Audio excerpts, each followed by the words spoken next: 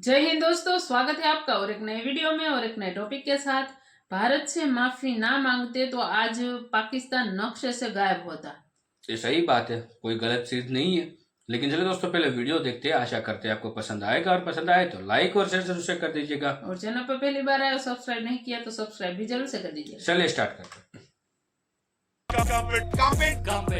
हैं। और टांगें कांप जाती हैं। हम पे इंडिया ने 9 मिसाइल, एक नहीं दो नहीं 9 मिसाइल रेडी किए हुए हैं हम पे फायर करने के लिए। कि 9 इंडियन मिसाइल जो थे वो पाकिस्तान की तरफ पॉइंटेड थे और वो किसी वक्त भी जो है वो अनलीश हो सकते थे। ये खबर लेके जो ये जो मगरबी डिप्लोमेट्स हैं, वेस्टर्न डिप्लोमेट्स हैं, ये जाते हैं वापस अपनी एम्बेसियों में और फिर ये फ़ोन करते हैं हिंदुस्तान को, और हिंदुस्तान को कहते हैं कि भाई पाकिस्तानी तो डर गए हैं। भारत ने S-400 डिप्लॉय कर दिए हैं मिसाइल डिफेंस सिस्टम, हमारे पास क्या तोड़ है उसका। तो अब वो एक नया एक चैलेंज आ गया हमारे। सदियों से गुर्बत, महंगाई, जुल्म और बर्बरियत, गैर इंसानी रवैयों का शिकार हैं। बात मुझे याद है बिल्कुल कि उन्होंने ये कहा था on the floor of the house कि उन्होंने कोशिश की है नरेंद्र मोदी से बात करें, और मैं अमन की बात करना चाहता हूं। मैं समझता हूं इंतहाई कमजोर स्टांस था पाकिस्तान का।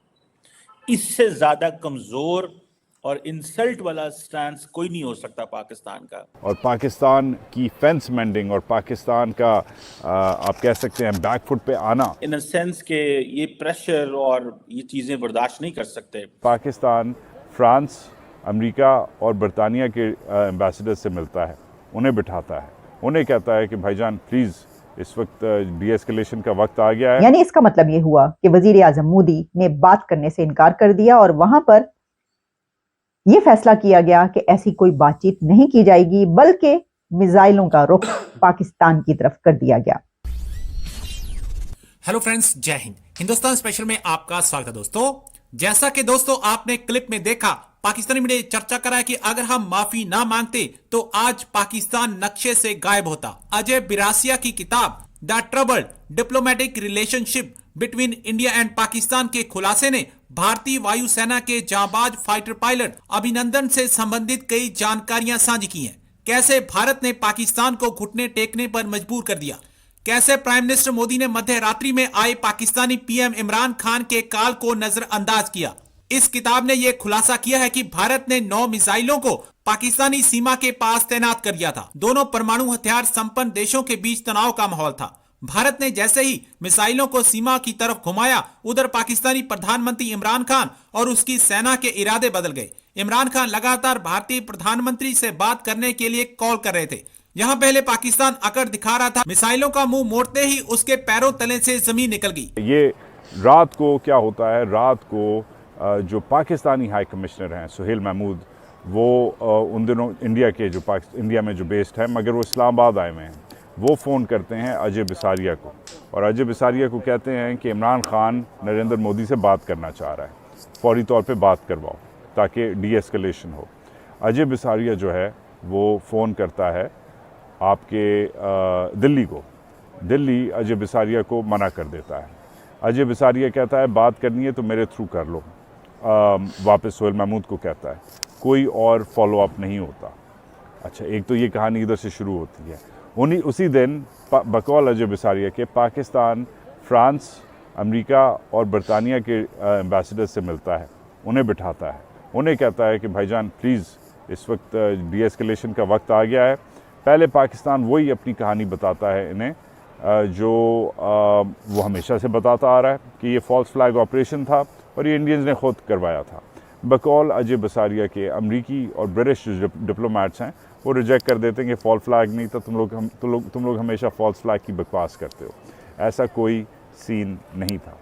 मगर फिर भी पाकिस्तान अपनी सीरियसनेस शो करता है, और आसिम मुनीर और तमीना जंजुआ जो उस ज़माने में फॉरेन सेक्रेटरी थी, वो डेटा शेयर करते हैं इन डिप्लोमेट्स के साथ और कहते हैं कि हम पे इंडिया ने 9 मिसाइल, एक नहीं दो नहीं 9 मिसाइल रेडी किए हुए हैं हम पे फायर करने के लिए।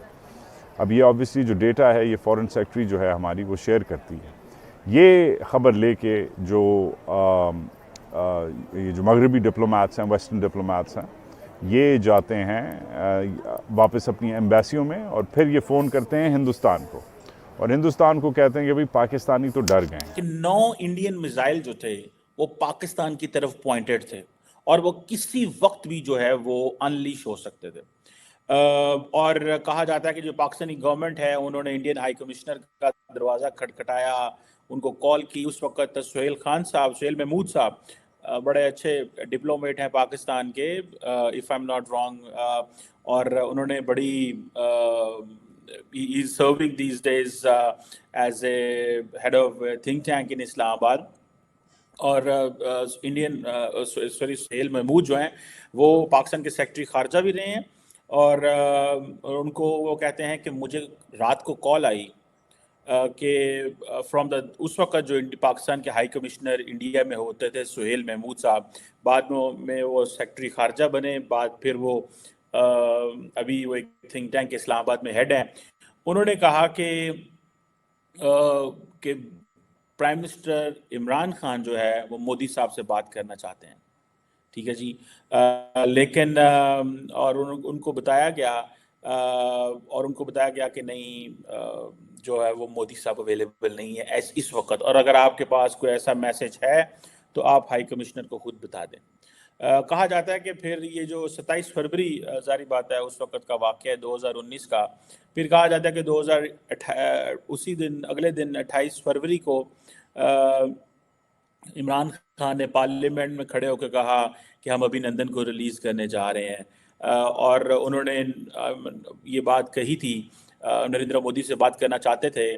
और ये बात मुझे याद है बिल्कुल कि उन्होंने ये कहा था on the floor of the house कि उन्होंने कोशिश की है नरेंद्र मोदी से बात करें और मैं अमन की बात करना चाहता हूँ। मैं समझता हूँ इंतहाई कमज़ोर स्टांस था पाकिस्तान का, इससे ज़्यादा कमज़ोर और इंसल्ट वाला स्टांस कोई नहीं हो सकता पाकिस्तान का।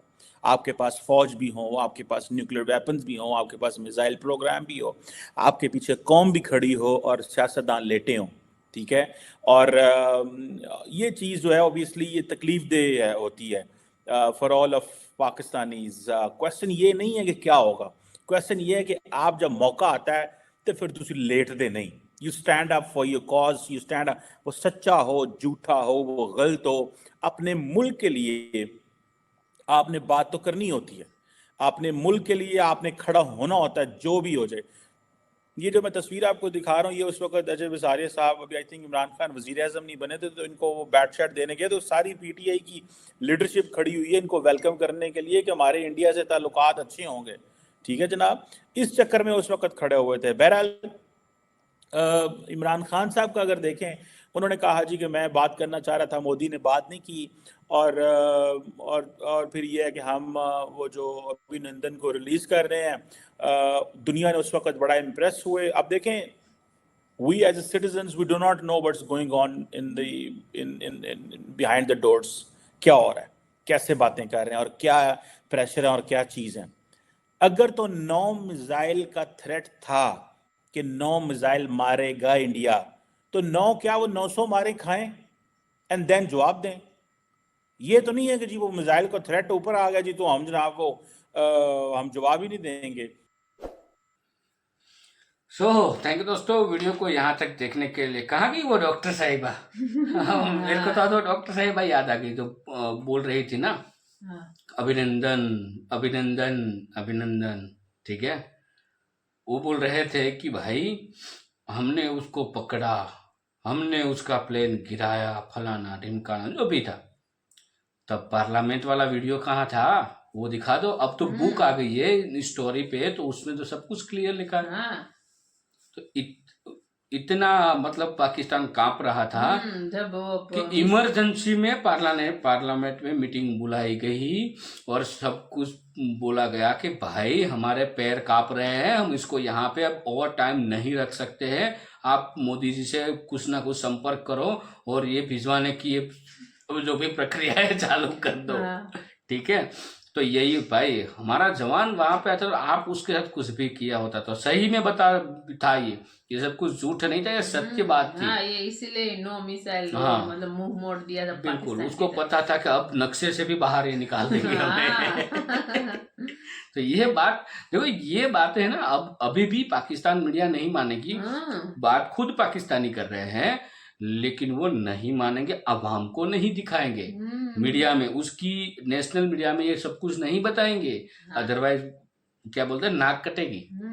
अब क्या है कि अब तो उसके आवाम को भी पता चल चुका है जो दुनिया में क्या क्या हो रहा है। क्योंकि अब देखो, पहले ऐसा था कि भारत में इतना यूट्यूब प्रचलित नहीं था, इतने यूट्यूब क्रिएटर नहीं थे, लेकिन 2000 में बात कर रहा हूँ, खास करके जियो जब से लॉन्च हुआ, 11-12 की मैं बात कर रहा हूँ, तब तो जियो लॉन्च नहीं था, 2011-12 की मैं बात कर रहा हूँ, बट उस समय जो थोड़ा बहुत यूट्यूबर क्रिएटर स्टार्ट हो गए थे वीडियो बनाने का, लेकिन 15-16 उसके बाद तो और स्पीड पकड़े।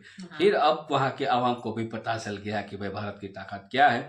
तो ये भाई एकजुट है हमारी ताकत, ठीक है, हम एकजुट रहते हैं ना, इसीलिए हमारी सरकार इतनी पावर है। हाँ, और आपके आवाम को तो कुछ पता नहीं था, तो बीच में तो हमने वीडियो में तो वो बहुत सारे लोग अभिनंदन जी का नाम लेते थे और बोल रहे थे वो तो डर गए थे, ऐसा है वैसा है, हमने छोड़ा, ऐसा ये तो बकवास मतलब कर रहे थे, क्योंकि उनको तो असलियत पता नहीं थी। नहीं, ये तू बोल रही है वो तेरे हिसाब से सही, लेकिन ये पाकिस्तान मीडिया बकवास नहीं कर रहा था, उसके आवाम के लिए, उसके आवाम के लिए तो वो सही बोल रहे थे, क्योंकि उसकी आवाम बेवकूफ है, ठीक है, उसका ब्रेन वॉश करते हैं ताकि जो भारत की छवि है उसके सामने पाकिस्तान की छवि खराब ना, ठीक है, वो भारत से अब ही बताएगी मीडिया पाकिस्तान। वो बोल रहे थे कि उनको छोड़ना नहीं चाहिए था, तो अपने मतलब पार्लियामेंट रखा होता संभाल के, तो पता यहाँ से तो 24 घंटे का अल्टीमेट दिया गया था, अदरवाइज रखा होता 24 घंटे का तो पता चलता। मतलब फॉर्मेलिटी सब इंडिया नहीं करनी पड़ी थी, सामने से मतलब फॉर्मेलिटी सब प्यार से देने आए थे भाई, उसके लिए धन्यवाद।